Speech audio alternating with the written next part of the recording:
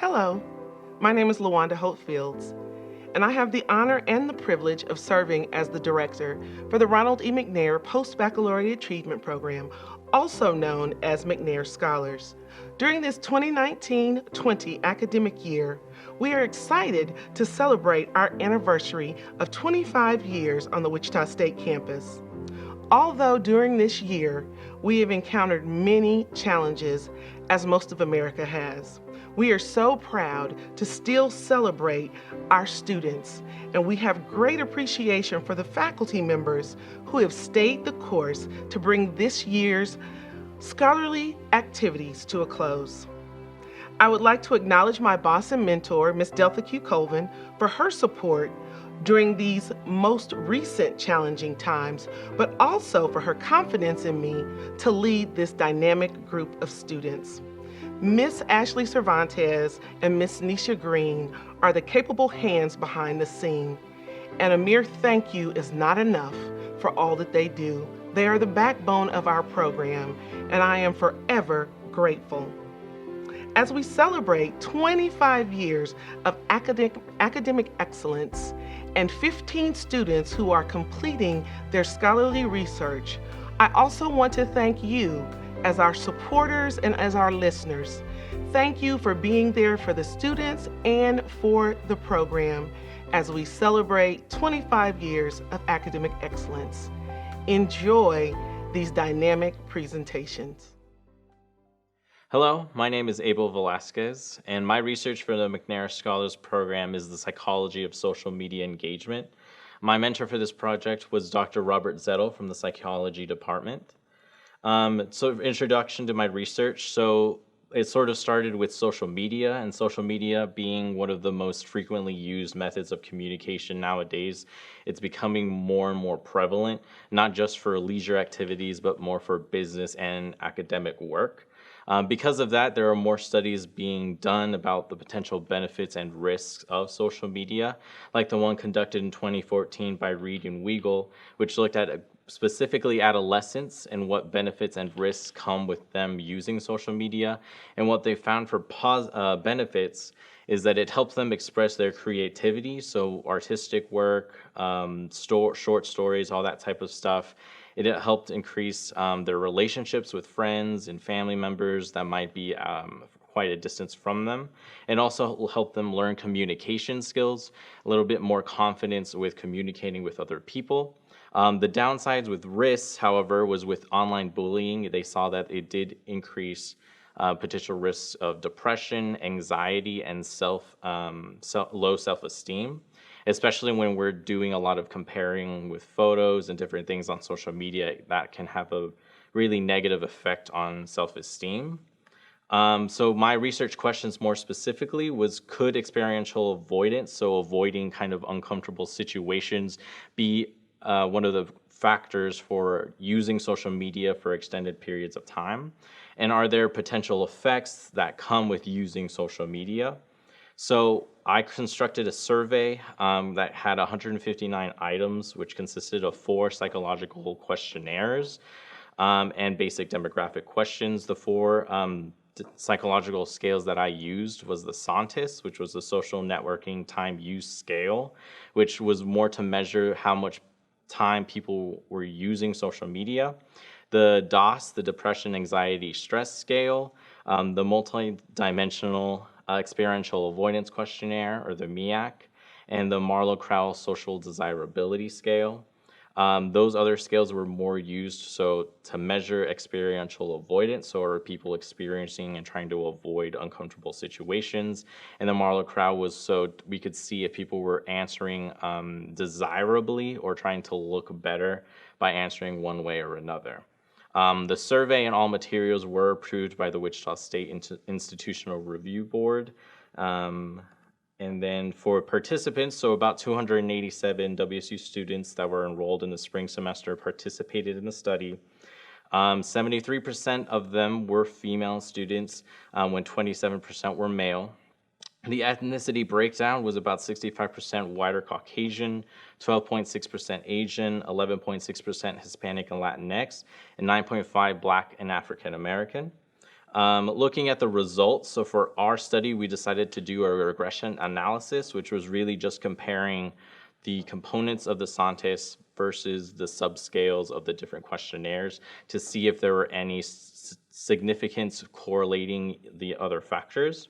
And what we found were 3 out of the 5 components of the SONTES gave the most significant data. So looking at those components, component 1, which was focusing on time spent using social media during their free time, we found that gender, Latinx, procrastination, and distraction were all found to be significant for that component. For component 2, which was time social media for academic related periods, we found that ethnicity, Latinx, behavioral avoidance, and distraction were all found to be significantly correlated. In component 4, which was time spent using social media for during stress or feeling stressful periods, was found to have gender, stress, procrastination, and distraction as statistically significant. So looking then more specifically for component 1 with the beta coefficient, we found that female and Latinx students you were using social media during free periods as a way to sort of distract and procrastinate, which suggests that they could be doing so if they're feeling some type of uncomfortable situation or trying to put off something. They might be using social media as a way to sort of avoid that situation. For component 2, so for academic related periods of time, non-white and Latinx students were using social media as a form of distraction. This suggests that minority students are using social media for academic related periods as a way of distraction. However, we found that for the behavioral avoidance, there was actually a negative correlation. So people aren't using that to try and avoid something uncomfortable. So they might actually be using that as a leisure instead of actually trying to put off something. For component 4, we found that female students use social media during feeling stress, which by the DOS was detected very clearly. And also, they were found to also be distracting and procrastinating those uncomfortable situations. So similar to component 1, female students who were experiencing stress tended to distract and procrastinate those kind of uncomfortable situations. So looking more for the limitations, the study was obviously conducted during the 2020 pandemic, which the university at Wichita State, a lot of the classes were changed to remote learning, and a lot of the university was shut down. So obviously the testing procedures for this type of study isn't in normal conditions. So the amount of ways that could have changed certain responses or how people are feeling is unknowable, and that's why that could have influenced the results that we had. Also, looking back at the demographics, so overwhelmingly the majority of the participants were female with over 73%. So it's hard to know whether that, prevalence of female in a lot of the results were as a result of that overwhelming number. If we had an equal representation of males, that could have been different. As well as for ethnicity. So with over 65% of white and Caucasian, that makes it difficult to say whether that's applicable for other ethnic minorities. So for future research, we would obviously like to hopefully replicate this study with the equal distribution across the board. So when we're looking at gender, hopefully if we're able to find equal distribution of male and female participants to see if it's true that this could be more of a influence on females or female students, or if it also affects male students in the same way. Another thing is to look at ethnicity. Obviously, different ethnicity and cultures use social media in different ways, and there are different things that come with it. So using them, seeing how they're used might play into how much that influences them. So it's definitely important to have their input in these type of studies.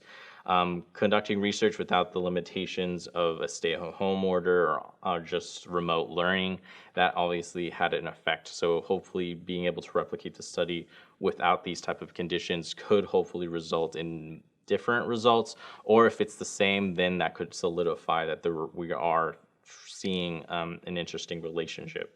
And also focusing on other motivating factors for using social media. There are certainly a lot of studies seeing that there might be an increase of depression, anxiety, or stress related to using social media. And if people are trying to use social media as a way to try and avoid uncomfortable situations, that actually could be instead creating a negative loop. And people might be trying to find leisure or sort of take their minds off of it, but it might actually be making them feel worse as a result. So we want to make sure that we are continuing this type of research to understand the potential risks and effects that come with using social media extensively. So here are all my references that I referenced in the introduction, and thank you. Are there any questions?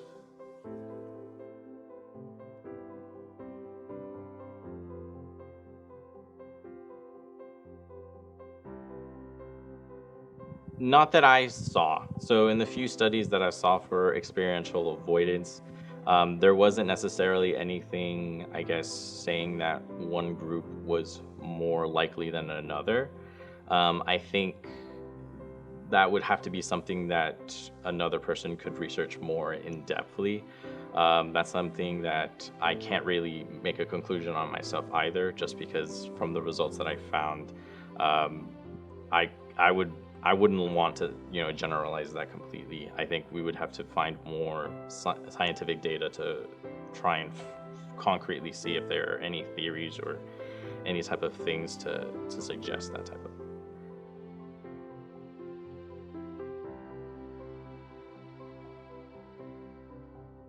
of. That's interesting. Again, that could just be a difference of culture. Like I was saying before, different ethnicities and different cultures experience and their households, how they're raised, are built completely differently. So it's hard to say whether that could be an influencing factor, whether people, parents are instilling their children to study more. And so instead of using that as a way to get out of it, they're actually using it to maybe improve in their education and stuff like that. It's hard to know. Again, you would have to find more research and more data to support that. I would say that most likely there's potentially a culture or ethnicity type of influence in the home or environment that could be contributing to that, but we would have to obviously research more into it.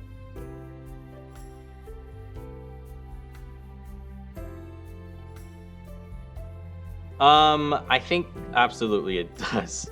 Even myself, when during this whole stay-at-home orders and stuff, there's definitely something about social media when you're on it quite frequently, especially when you're absorbing yourself with a lot of bad news, a lot of just negative things. They definitely play a role on you psychologically.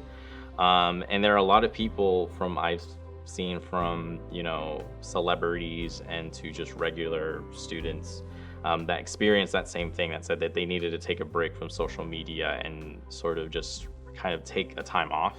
And I've certainly felt that myself. So I definitely think it is a positive to understand that social media has its benefits, and there are certainly things that you can do with that, but not to completely just spend a lot of time in it, because that could also lead down a bad path. So just like most things, anything that's potentially good, if you overindulge yourself, then that could also do harm to you. So for me, that's sort of what I kind of took from this, and I think I would basically apply to myself as well in the future. Thank you for listening to my presentation and watching it on video. Again, my research is for the psychology of social media engagement. My name is Abel Velasquez, and again, all thanks to my mentor, Dr. Robert Zettle from the psychology department, who helped me, and his lab students who helped me extensively during this period of trying to construct the survey and helping me analyze the data. It was a huge help from him and a lot of his lab students. So all equal congratulations and a huge thank you to them. And of course, a thank you to all the faculty from the McNair Scholars Program, who have also equally helped me in the brainstorming process and throughout the whole for this research. So absolutely thank you, and have a wonderful day.